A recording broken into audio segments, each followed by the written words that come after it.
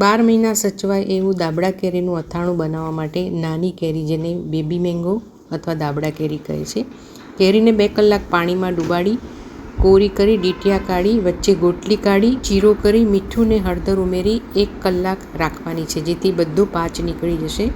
1 cup મેથીના કોરિયાને 1 જ minute શેકવાના છે. વધારે શેકશો તો મેથી કડવાશ પકડશે. ત્યારબાદ 5 કપ રાઈના કુરિયા, 1 મોટી ચમચી વરિયાળી, 1 મોટી ચમચી આખા ધાણા, તમે કલોંજી પણ લઈ શકો છો, મેં સ્કીપ કર્યા છે. 1 મિનિટ શેકી મસાલો ઠંડો થવા દે છે. ત્યારબાદ એને કોર્સલી ગ્રાઇન્ડ કરવાનું. 2 કપ સિંગ તેલને ધુમાડા નીકળે ત્યાં સુધી ગરમ કરવાનું છે. પેલા મસાલામાં અડધી ટીસ્પૂન હિંગ ઉમેરી ગરમ કરીને 1 મિનિટ રાહ જોઈને પછી જ ટેમ્પરેચર જોઈને તેલ ઉમેરવાનું છે.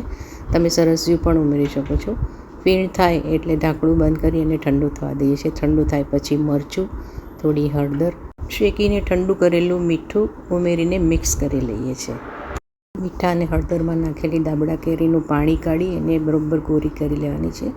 બરોબર કોરી થાય પછી જ એમાં મસાલો તૈયાર કર્યો એ ભરી દેવાનો છે. ફીટોફીટ મસાલો ભરી અંદર થોડો મસાલો ઉમેરીને ગરમ કરીને ઠંડુ કરેલું તેલ ઉમેરવાનું છે. કાચની સ્વચ્છ બરણીમાં તેલ ડૂબાડૂબ રહે તે રીતે ભરવાનું છે.